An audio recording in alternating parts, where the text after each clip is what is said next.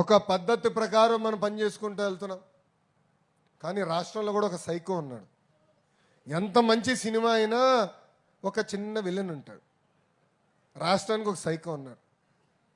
నిన్న మొన్న మాట్లాడుతున్నాడు, అరెస్ట్ చేస్తాడంట.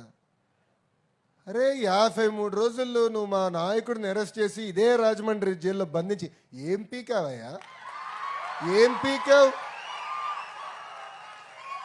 నువ్వు అరెస్ట్ చేస్తే మేము భయపడాలా? అరే ఇట్లా నీ ముందర చాలామంది పెద్ద పెద్ద మాటలు మాట్లాడారు.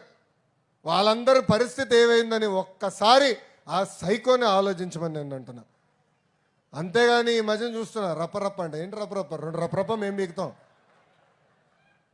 ఎర్ర బుక్లో 3 పేజీలని ఇంకొన్నాయి చాలా పేజీలు.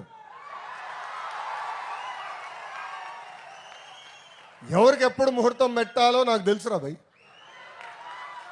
ఎందుకో ఆవేశం, ఎగిరెగిరి వస్తున్నారు. ఏం కంగారు లేదు. చట్టాన్ని కానీ మీరు ఉల్లంఘిస్తే నేను ఎవరిని వదిలిపెట్టాను. ఈ కూటమి ప్రభుత్వం వదిలిపెట్టారు ఎవరైనా. That is the power of red book. అందుకే నేను రాసుకున్నా, అందుకే నేను పెట్టుకున్నా. నేను ఎవరిని వదిలిపెట్టాను. ఇక్కడున్న కార్యకర్తలందరం మనం చేయాల్సిన పనులు మనం చేయాలి. అది మనం మర్చిపోకూడదు. లోకేష్కి ఏముంది, బాబు గారు చెప్తే పని అయిపోతుందని. కానీ తెలుగుదేశం పార్టీలో సంస్కరణలు తీసుకొచ్చి నేను పోరాడా. నేను అనేక సార్లు చెప్పా, సైకోతో నేను ఎంత పోరాడానో 3 రెట్లు ఎక్కువ తెలుగుదేశం పార్టీలో నేను పోరాడా. ఒక పార్లమెంట్ పార్టీ వ్యవస్థ తీసుకొచ్చేదానికి పోరాడా.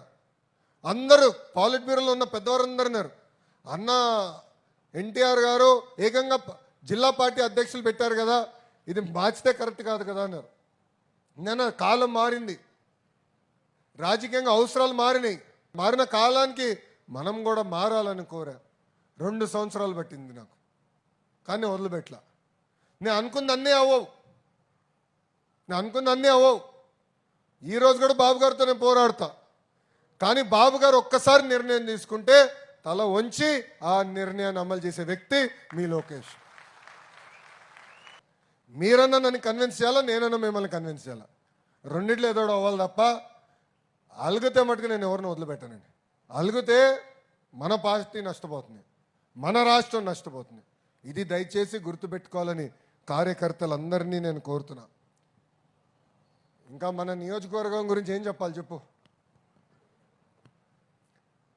కంచుకోట అంటే 2 నియోజకవర్గాలు గుర్తొస్తాయమ్మా. అంత సీన్ లేదా ఆగ్రా భయ్.